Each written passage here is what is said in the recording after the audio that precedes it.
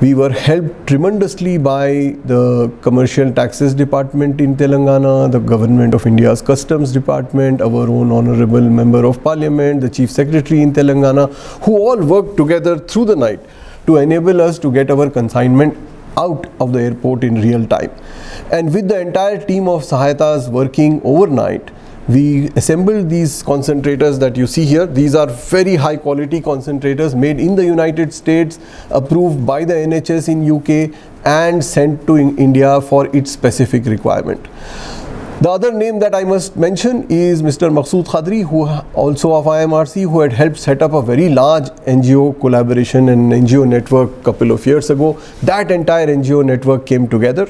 Some of the more prominent names in that network are Access Foundation, SDIF, the Deccan Academy, the Deccan Alumni, the Safa Baitul Mal.